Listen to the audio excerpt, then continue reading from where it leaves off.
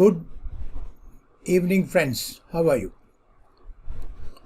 मैंने आपको एक पैसेज दिया था वर्ड्स इन कंटेक्स्ट। उसमें कुछ वर्ड्स हमने किए थे। आज मैं कोशिश करूंगा कि थोड़ा जल्दी करें और इसको पूरा कर दें।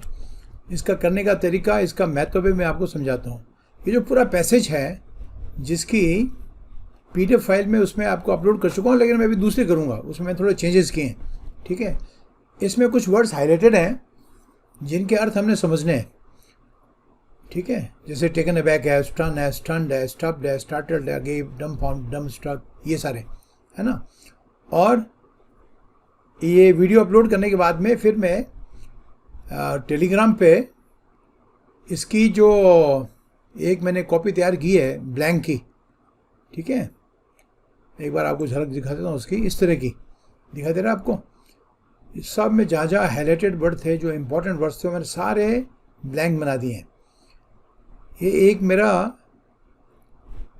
प्रोजेक्ट है और मेरा ऐसा मानना है कि इससे आपको सारे वर्ड याद हो जाएंगे अगर आप सीरियसली करेंगे तो।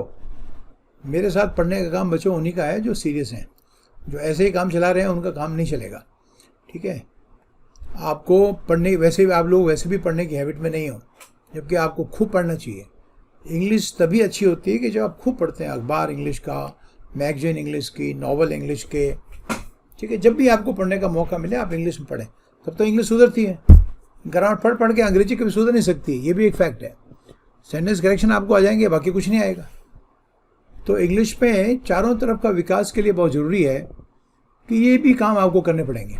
ठीक है, तो मैंने आपको झलक दिखा दी, मैंने सारे ब्लैंक बना दिए हैं। तो उसके बाद में क्या होगा, जब आप इसको समझ लोगे तो आपने ईमानदारी से, इसमें कोई ऐसा टेस्ट होने वाला नहीं है, आपने अपनी ईमानदारी से बैठकर इनको भरना है। आप इसमें चाहो तो नंबर लगा लेना, 1 में, 2 में, ये 3 में, फिर उनको जो मेन कॉपी है उसे चेक कर लो और फिर अपने आप को देखो कि आपके इसमें कितने सही हुए हैं। फिर 2-3 दिन के बाद में 1-2 बार इसको और पढ़ना, फिर 2-3 दिन के बाद में एक बार और टेस्ट दे देना आपका, फिर एक बार और दे देना। ये सारे वर्ड्स आपको कंप्लीट याद हो जाएंगे। अच्छे खासे वर्ड्स हैं इसमें, याद रखना आपको। तो मैंने कह दिया आपको कि ये जो बच्चे सीरियस हैं उन्हीं के काम के हैं, बाकी तो ये काम आने वाले नहीं है।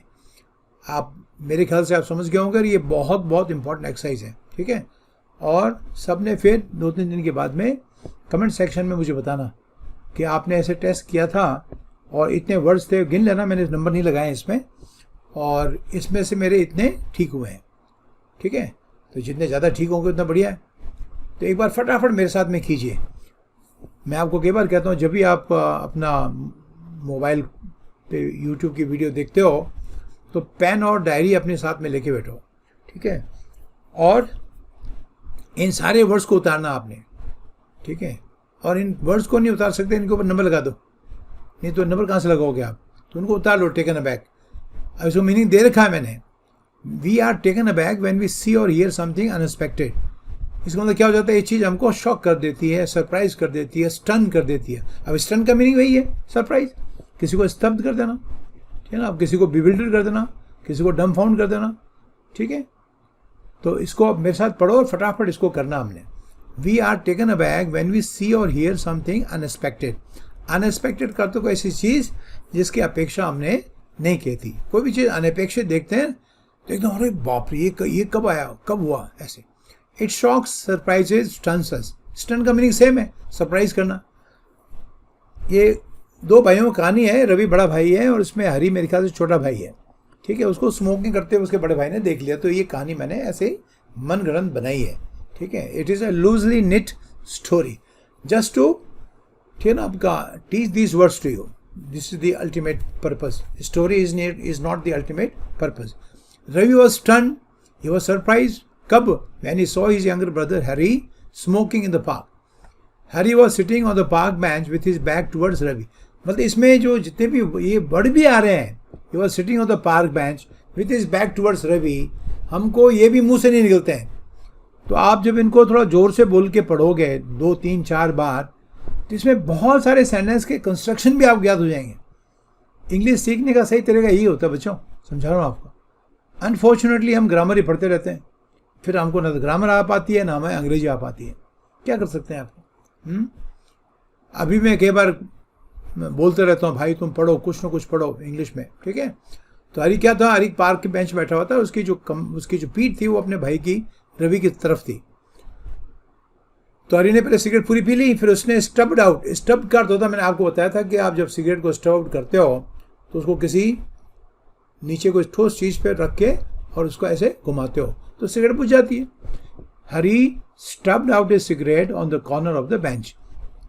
स्टब के आपने डिक्शनरी में मीनिंग देखने, ध्यान रखना आपका, स्टब नाउन भी है, ठीक है, स्टब आपका वह भी है।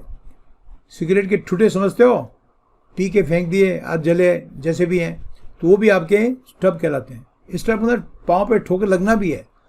तो ये सारे शब्दों को मेरा देने का पर्पज़ ये था कि इन सारे शब्दों को सीख लोगे आप तो आपकी वोकैबलरी निश्चित काफ़ी ज़्यादा बढ़ जाएगी, ध्यान रखना, ठीक है।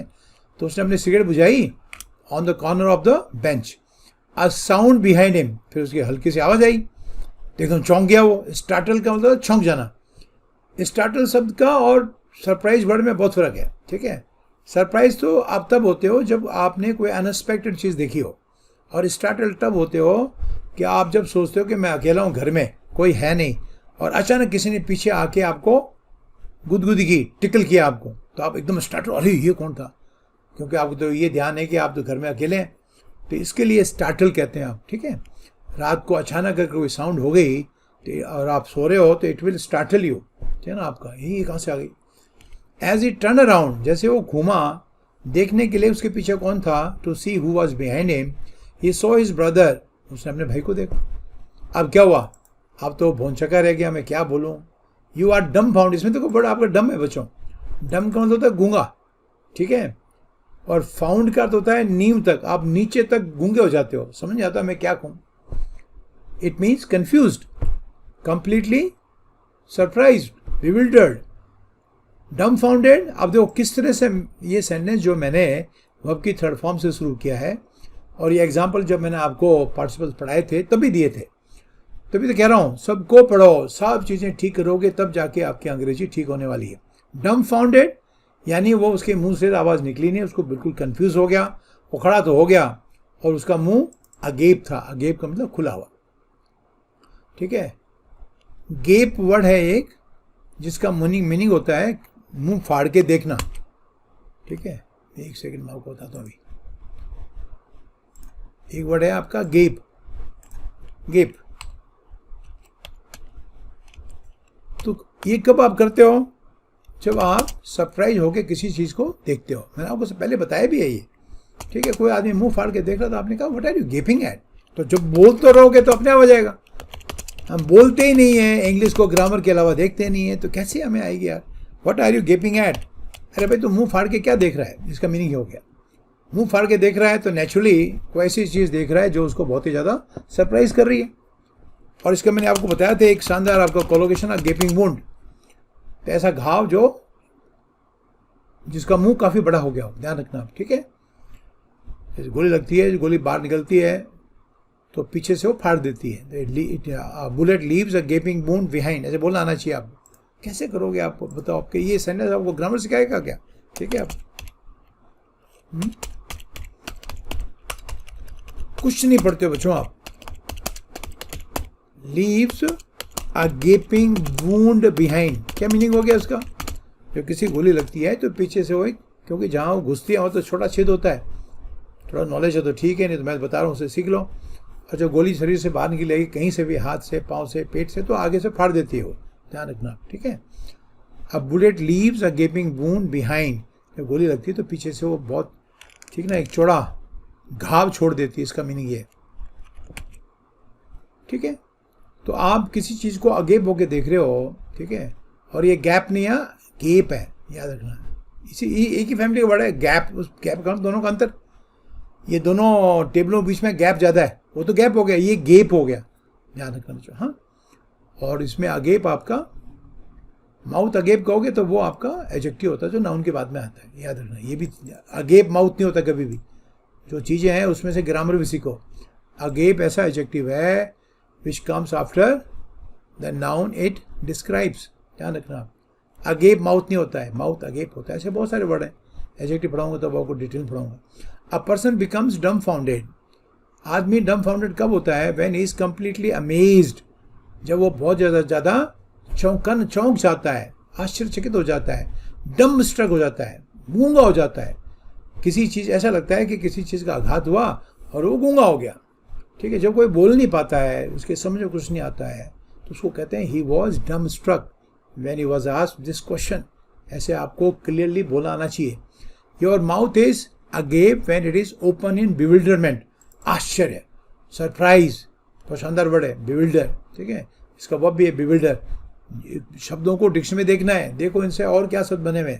ठीक है, इन बिविल्डरमेंट का अर्थ हो गया इन सरप्राइज।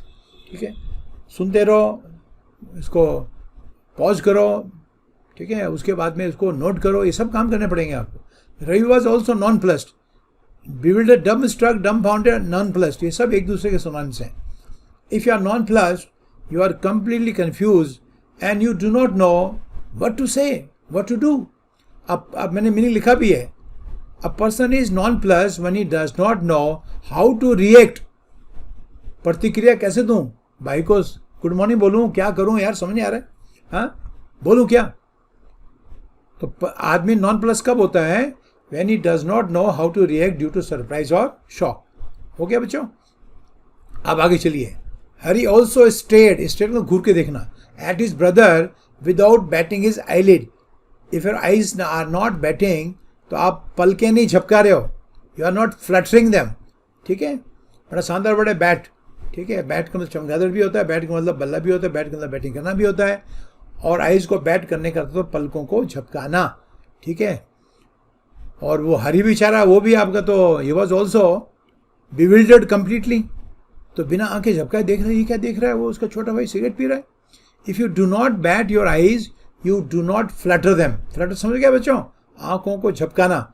चिड़ियाएँ भी जब रात को सो के उठती हैं तो before flying they Flutter their wings, वो उनकी एक तरह की एक्सरसाइज हो गया, ये देखने के लिए कि भाई विंग्स काम कर रही है नहीं कर रही।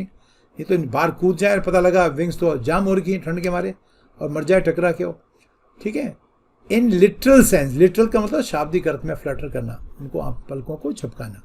But in figurative sense not bat an eyelid, इसका फिगरेटिव सेंस भी है, तो ये इडियम हो जाता है। इसका अर्थ होता है if you accept something, if you buy something without batting an eyelid, it means you are not showing any surprise. मैंने नीचे लिखा भी है। ठीक है, means without showing any surprise or concern, ना तो आपको चिंता है और ना आपको सरप्राइज होगी। ठीक है यार, ठीक है। इन द इंस्टेंट केस के अर्थ क्या हुआ, ये जो मैंने केस ऊपर बताया है उस केस में you cannot use this idiom.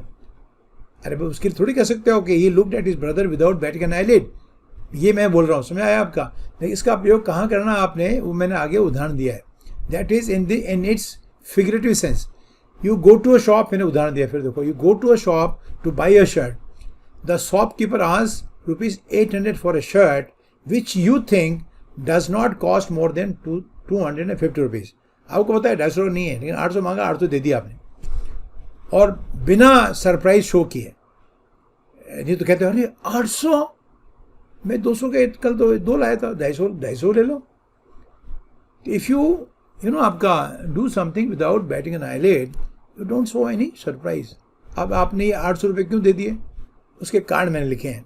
ठीक है, but you pay the money without batting an eyelid, perhaps because you are loaded. If you are loaded you are very rich, बहुत यू आर मनीड। लोडेड की जगह चाहो तो आप मनीड भी लिख सकते हो, इज़ वेरी मनीड, इससे पता लगेगा मनी आपका वह भी है। कोई भी शब्द गलत होगा, अगर गलत है तो रेड लाइन लग जाएगी। And you also know that the shopkeeper is a rip off. अगर कोई शॉपकीपर रिप ऑफ है या स्विंडलर है तो बेईमान है, इज अ चीट। तो इसलिए ऐसे आपने लिखने इनको अलग से। ठीक है, इफ आई से is a rip off, it means is a cheat. Rip off mean cheat, swindler same meaning है। ठीक है ना आपका, स्विंडलर का वर्ब है स्विंडल। ठीक है ना, स्विंडल ठगना। ठीक है, किसी को शॉर्ट चेंज करना, टू शॉर्ट चेंज। भाई ये सारे वर्ड्स इंपॉर्टेंट है बच्चों रे। ठीक है, एक ने कहा मैं इसकी दुकान में, I never go to his shop because he swindles everybody. ये तो बोलोगे, और किसी को हिदायत दे रहे हो इसकी दुकान मत जाना यार, ये बहुत ठगता है, तो क्या कहोगे, वजन कम कर देगा, पैसा ज़्यादा ले लेगा, पुराना माल दे देगा, एक्सपायरी का माल छेप देगा। तो आपने कहा I do not go to his shop because he swindles everybody, सबको ठगता है। और फिर नाउन के रूप में बोलो ही इज अ स्विंडलर। ठीक है, बड़ा सुंदर शब्द है, सबको आना चाहिए। ठीक है, if a person is loaded is, अच्छा मैंने यहाँ भी लिख दिया था, इज मनीड, पैसे वाला है, और well heeled, this very important, is well heeled means he is very rich, और लिविंग इन क्लोवर, ये भी एक फ्रेज है, ध्यान रखना आपका, बल्कि इडियम है। इफ आई से is living in clover it means he is very rich. If I से इज रोलिंग इन मनी, इसका it also means he is very rich. कितनी सारे फ्रेजेज, कितने सारे वर्ड्स, इस एक को कर लोगे, मैंने और भी बना रखे हैं, बहुत मेहनत से बनाता हूँ मैं, ये ध्यान रखना आपका, आसान नहीं है इनको आप, और आप देखो नहीं, इसको करो नहीं तो यार फिर मेरा मन थोड़ा सा वैसा हो जाता है ना। तो सीखो यार, और ये बिल्कुल सिंपल है। आप इसका फ्रेज बनाओ ऐसे, टू लिव इन क्लोवर का क्या फ्रेज बनेगा, टू लिव इन क्लोवर, ऐसे हो गया। इसका मतलब क्या हुआ, मेरी में जीवन यापन करना, ये इसका मीनिंग हो गया। I know he is living in clover, it means he is living a very rich life. इसका मीनिंग हो जाता है लिव अ रिच लाइफ, जिस ऐसी लाइफ में जहां आपके पास में किसी भी चीज़ की कमी ना हो। That's right, he is living a rich life, he is rolling in money। अब इसमें कंसेप्ट क्या रोलिंग इन मनी का, कि उसके पास इतना पैसा है उसके पास में कि पैसा बिछा के ना, और फिर वो उस पर गुलाचा खा रहा है, ये सेंस है। एनीवे, नेक्स्ट पे चलो, let us return to the story. Okay, अभी वापस एक बार स्टोरी पे चलते हैं। Ravi stood aghast. बहुत ज़्यादा शौक हो जाते हो आप, तो आपका यू आर अघास्ट। अब इसको कैसे प्रयोग करोगे, आपने कोई ऐसा सीन देखा जिस पे आप बिलीव ही नहीं कर रहे थे, तो आपने कहा आई वॉज अघास्ट, बोलो उसको कैसे बोलोगे, I was अघास्ट when this accident took place, ये इसका प्रयोग हो गया। तो प्रयोग करोगे तभी तो आएगा ना बच्चों, तो बोलते रहो इसको यार आपका। I was अघास्ट, he stood अघास्ट, that's right, he stood अघास्ट at the accident site, ध्यान रखना आप। और इसी वर्ड से फिर बनता है अ घासली सीन, ऐसा सीन जिसमें खूब खून खराबा हो। ठीक है, और घासली का सिनोनिम बनता है ग्रिसली, घासली का सिनोनिम होता है grisly. It was a grisly scene, accident का, मरे पड़े हैं लोग, खून पड़ा हुआ है, किसी के हाथ पांव कट के अलग हो रखे हैं, क्या ना आपका मैकाबर, ये सब वर्ड्स आने चाहिए, गोरी। ठीक है ना आपका, it was a macabre scene, I could not see it, it was a gory sight, अ गोरी मूवी। गोरी मूवी का मतलब नहीं है गांव की गोरी की वो फिल्म बना रखी है। अ गोरी मूवी का अर्थ हो जाता है a movie in which there is lot of bloodshed, खूब खून खराबा, ब्लडशेड कह लो इसको, कार्नेज कह लो। तो आपको क्या लगता है, हल्की फुल्की पढ़ के कोई काम चल जाएगा? आजकल कंपटीशन इतना टफ हो गया, अरे कोविड-19 के चक्कर में और टफ हो जाएगा, समझा रहा हूँ। तो जो अच्छी तैयारी करेंगे वही निकल पाएंगे बच्चों, ध्यान रखना आप। ठीक है, आगाज का सीन आ गया कि नहीं आया? ठीक है, हर कोई आदमी को भी आपका नॉर्मल आदमी है और ऐसे कोई सीन देखेगा तो will be अघास्ट, that's right. A person is अघास्ट when he is horrified, आप बहुत ज़्यादा आप देख के शॉक हो जाते हो। जिसमें भी सेम है, यू आर शॉक्ड और डिसअपॉइंटेड और थंडर स्ट्रक, ऐसा लगे थंडर स्ट्रक जैसे आपके ऊपर बिजली गिर गई है।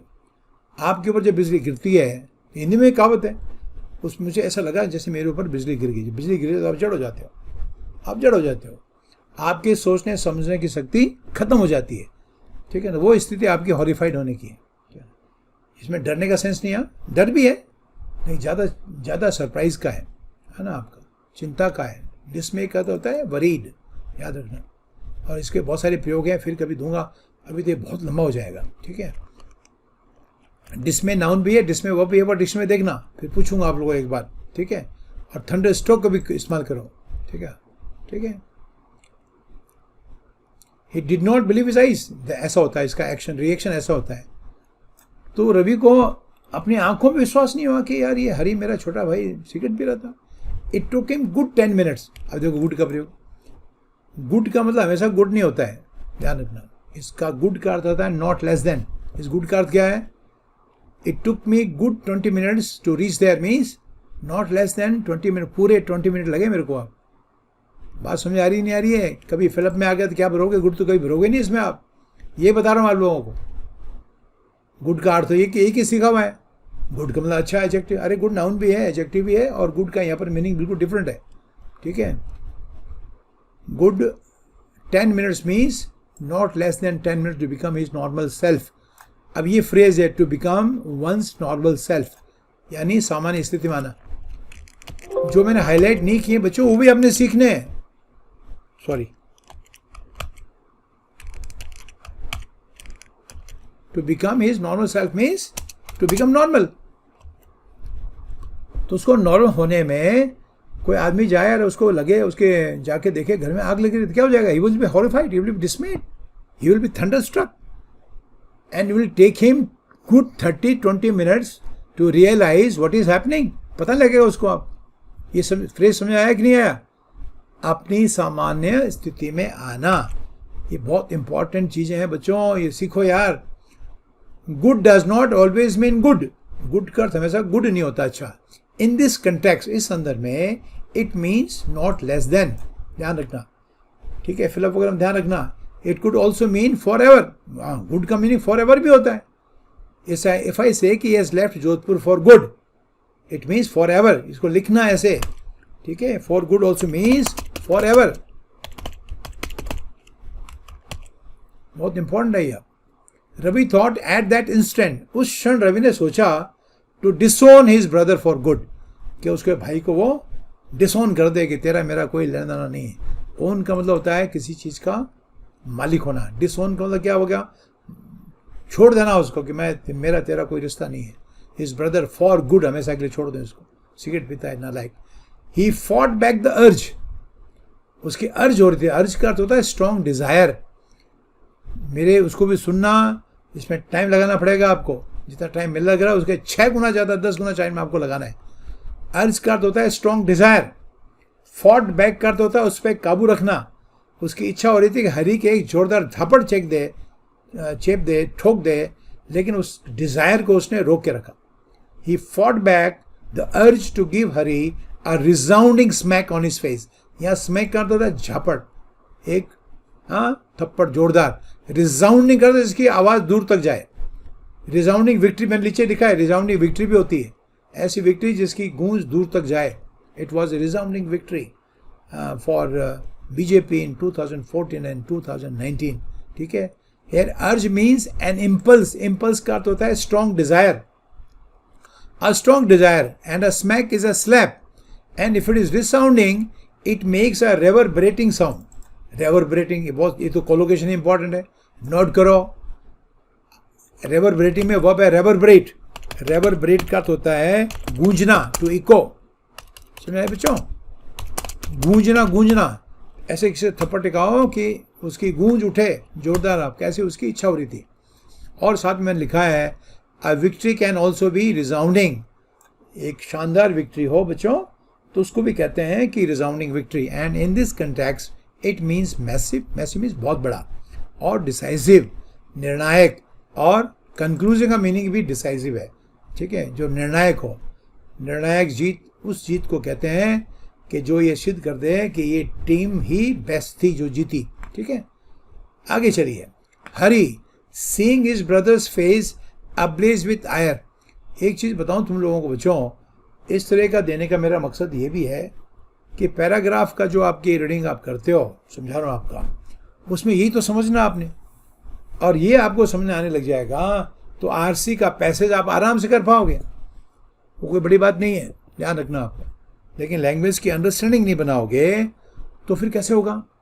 हरी seeing his brothers face ablaze with ire. अच्छा, इसका फ्रेज बनता है किसी का चेहरा अगर be ablaze with ire. Ire का मतलब होता है गुस्सा, एंगर। आयर का अर्थ होता है एंगर, ठीक है। अब्लेज का अर्थ होता है बर्निंग। याद रखना आपका, ये कितने सारे वर्ड सीखने पड़ेंगे आपको। अब्लेज का अर्थ होता है बर्निंग, जलता हुआ, ठीक है। अफ्लेम, ये सब वर्ड आने चाहिए, ठीक है। ही वॉज हॉरिफाइड या डिसमेड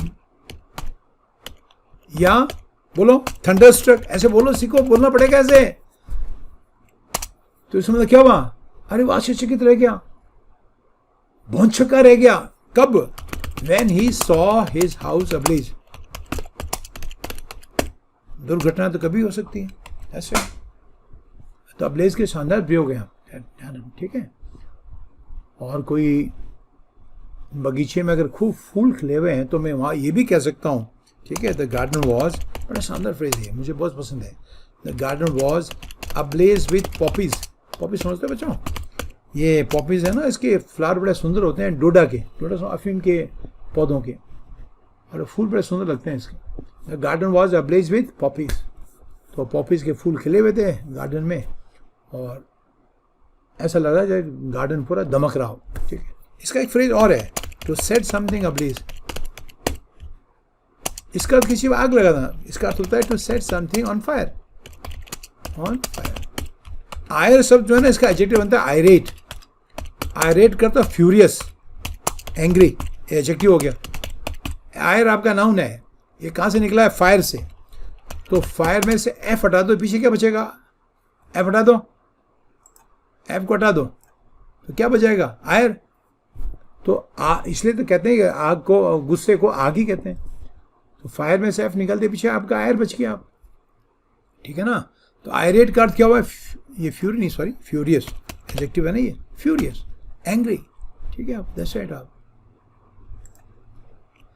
तो गुस्सई भीड़ ने पुलिस जिप्सी में आग लगा दी, ऐसा बोलना आप। तो क्या कहोगे?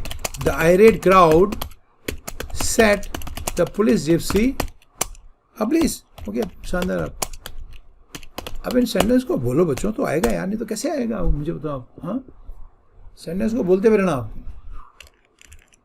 ये बहुत इंपॉर्टेंट है, ठीक है।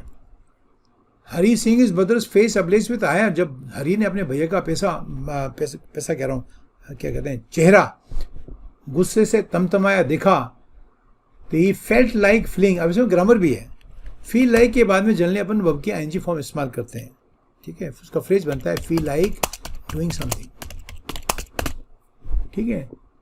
अगर मुझे कहना मुझे घर जाने की इच्छा हो रही है, आई फील लाइक गोइंग होम, तभी तो कह रहा हूँ ये पैकेज है भैया, इसको पता नहीं तुमने इम्पोर्टेंस भी दी है कि नहीं दी है, मेरे को डाउट है, ठीक है। सब कुछ है इसमें ग्रामर है, यूजेस है, फ्रेजेस हैं, वोकैबलरी है, शानदार वोकैबलरी, ठीक है। अगर मुझे कहना मुझे ऐसी इच्छा हुई कि थप्पड़ जड़ दूँ इसके, तो मैं कैसे कहूँगा? आई फेल्ट लाइक स्मैकिंग हिम। आई फेल्ट लाइक, अभी सब सीखा ना आपने, स्मैकिंग हिज फेस। इच्छा हुई इसके चेहरे पे एक थप्पड़ जड़ दूँ, हो गया। स्लैप भी लगा सकते हो, I felt like slapping him. I feel like taking cup of tea, एक कप चाय पीने की इच्छा हो रही है। I felt like going home. I do not feel like talking to you. बहुत सेंटेंस बना सकते हो, थोड़ा सा टाइम दो बच्चों इसको, ठीक है। और फ्ली का मतलब आपको बंदे 20 बार क्लास में भी बता रखा है, फ्ली का मतलब भाग जाना होता है, फ्ली फ्लैट फ्लैट, ठीक है। जब उसने देखा तो हरी की इच्छा हुई कि मैं यहाँ से फ्रॉम द प्लेस से भाग जाऊँ। फिर मैंने समझाया फेस अब्लेज विद आयर क्या होता है। A face ablaze with ire is a face of an extremely angry person, ठीक है ना। एक गुस्साए आदमी का चेहरा होता है। But Hari stood is ground. Now stand is ground एक फ्रेज है, ठीक है, पास्ट टेंस में, इसलिए स्टूड लिखा मैंने, अदरवाइज फ्रेज में होता है स्टैंड वंस ग्राउंड। इसका तो जहाँ खड़े हुए खड़े रहना, हिलना नहीं है, दैट्स राइट। किसी भी कंडीशन में आप कह सकते हो। लोग चिल्ला रहे थे कि यहाँ बॉम्ब है, everybody ran away but he stood is ground. इसका मतलब क्या हुआ? वो वहीं पर ही जड़ हो गया। ग्राउंड समझते हो, जमीन, और stand on ground, stand one's ground means वहाँ से नहीं भागना, नॉट रन अवे, वहीं खड़े रहना, ये इसका मीनिंग हो गया, ठीक है। There was a bomb scare. Scare मतलब डर, कि किसी ने अफवाह उड़ा दी, बॉम्ब है, and everybody ran away but he stood his ground. लेकिन वो पागल वहाँ खड़ा रहा, क्यों खड़ा रहा वो अलग बात है।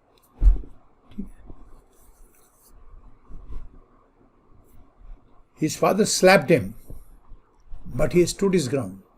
पापा ने उसे झापड़ लगाया लेकिन वो वहाँ से हिला नहीं। He did not budge, same meaning है, budge का मतलब हिला भी नहीं हो। When a person stands his ground, he does not retreat. Retreat पीछे कदम खींचना और move back, उसको कहते हैं budge करना और ये करना। If a person does not budge, he does not move or shift, खड़ा रहता है ढीठ की तरह। He just waited for the inevitable. Now inevitable is something which is inescapable, which is bound to happen. ये सुंदर वर्ड है, इनके ये मैंने आपको ये कह रहा हूँ कि इनको अपने डिक्शनरी में देखना है बच्चों। अभी सब कराऊंगा मैं ऐसे सारा पैसे यहीं पर, तो पता नहीं कितने घंटे का वीडियो बन जाएगा। इनएविटेबल का अर्थ होता है इनएस्केपेबल, यानी अनअवॉइडेबल, असंभावी, ये सब इसके मीनिंग है। बाउंड टू हैपन, इन सारे शब्दों सीखो बच्चों। एक लड़का मोटरसाइकिल स्लिप होकर गिर गया, उसको काफ़ी चोट लगी। तो किसी ने कहा रे उसके रवि की चोट लगी है, तो आपने कहा it was inevitable. It was inevitable क्या मीनिंग हुआ? ये तो होना ही था, ये तो होना ही था। Because he is a reckless driver. Reckless driver वो होता है जो बहुत ही असावधानी से गाड़ी चलाते हैं, ठीक है ना। और रैकलेस का एडवर्ब बनता है ऐसे इस वर्ब के साथ में, टू ड्राइव रैकलेसली। आपको किसी ने टोका, बड़े भैया ने, पापा ने, ढंग से चलाया कर, यू ड्राइव रैकलेसली, कभी ना कभी एक्शन हो जाएगा। ये बड़ा सुंदर वर्ड है इनएविटेबल, ठीक है ना। आपको अभी चाइना और भारत के बीच में जो हुआ अभी गलवान घाटी के पास में, तो दैट वाज इनएविटेबल, ठीक है। वहाँ पर वो हथियार से नहीं लड़ते हैं, क्योंकि 75 में एक हमारी वो हो रखी है उनके साथ में ट्रीटी, तो बॉर्डर एरिया में कोई भी हथियार लेके नहीं जाता है। लेकिन उसके बावजूद हमारे एक कर्नल की और 2 जवानों की उसमें डेथ हो गई धक्का मुक्की में। फिर वो पकड़ के, फिर वो हाथों से मारो, पत्थर से मारो, लकड़ी है तो लकड़ी ठोको, बेल्ट से ठोको, तो हथियार का इस्तेमाल नहीं करते। तो ये जो हुआ है, दिस वॉज इनएविटेबल है, बहुत दुखदाई है। एक अफसर खो दिया हमने, 2 जवान खो दिए। Anyway, inevitable is something that is certain to happen, certain to happen. It is unescapable, जिससे आप बच नहीं सकते हो, और विच इज अनअवॉइडेबल। मिनी भी दे रखे हैं, मुझे एक्चुअली मिनी लिखने की आवश्यकता है नहीं अब। There was a surge. Now surge का अर्थ होता है forward movement, sudden increase is called surge. मैंने हाईलाइटेड नहीं है इसलिए यहाँ पर लिख रहा हूँ, लेकिन सब डिक्शनरी में देखना आपने, अ सडन इंक्रीज। और ये नाउन भी है और आपका वर्ब भी है, ध्यान रखना। एंगर सर्ज्ड इन हिम, तो उसके अचानक उसमें गुस्सा आ गया। प्राइसेस सर्ज्ड, तो प्राइसेस बढ़ गई। There was a sudden surge in the prices. ये सारे शब्द बहुत बहुत इंपॉर्टेंट है, घर में आपने डिक्शनरी में देखना है। सर्ज वर्ब भी है, ठीक है, तो ये नाउन हो गया ना। इफ आई से prices surged, prices suddenly surged, तो क्या मीनिंग हो गया इसका बच्चों? अचानक कीमतें काफ़ी बढ़ गई, हल्की फुल्की नहीं, अच्छी खासी बढ़ी। फिर मैं यही पैराग्राफ कराऊंगा, उसके बहुत लंबा हो गया, इसके बाद मैं बचावा कराऊंगा, ठीक है, कल या आज दोबारा टाइम मिला तो। Surge of anger once again in Ravi, and ultimately he slapped his brother smack on the face. Now smack on the face means on the face, face पे ही टका के। यहाँ smack का अर्थ बिल्कुल डिफरेंट है, ठीक है। आप if you hit somebody smack, you hit him forcefully, smack मैंने आपको थप्पड़ मारना भी होता है, and directly मुंह पे छेद दिया डायरेक्ट ड्राम से। Harry's face was smarting, smart means आपका दर्द हो रहा था उसमें। Now smart शब्द का देखो आप, smart आपका वर्ब भी है, कोई दिखने में स्मार्ट है, is a very smart boy, adjective है, लेकिन स्मार्ट आपको वर्ब भी है। पेन होना, ठीक है ना। आपके अंगूठा या उंगली दरवाजे में आ गई, तो ऐसे कोई कर रहा था, क्या हुआ? अरे उंगली आ गई थी यार, तो कैसे वो उंगली आ गई थी ये भी बोलना नहीं आता आप।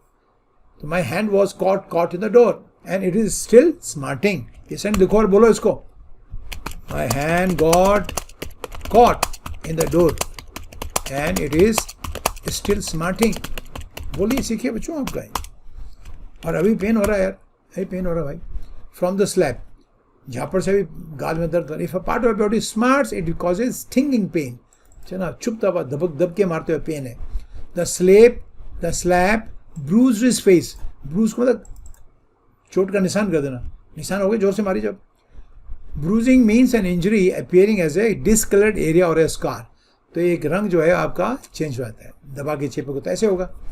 अ person's ego can also be bruised, किसी के अहंकार में भी ठेस लग सकती है, हाँ, ये भी आपको याद रखना है।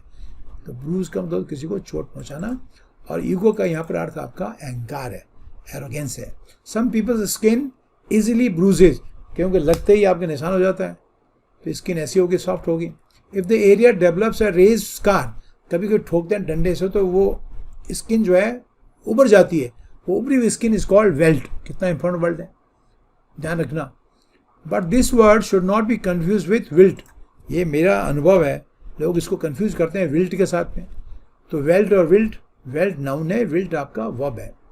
विल्ट का मैंने मीनिंग बताया है, जब प्लांट्स विल्ट करते हैं तो वो मुरझाते हैं, वो विदर करते हैं, they lose strength, they droop, ठीक है ना आप, they become soft, they become sagging, they become flaccid.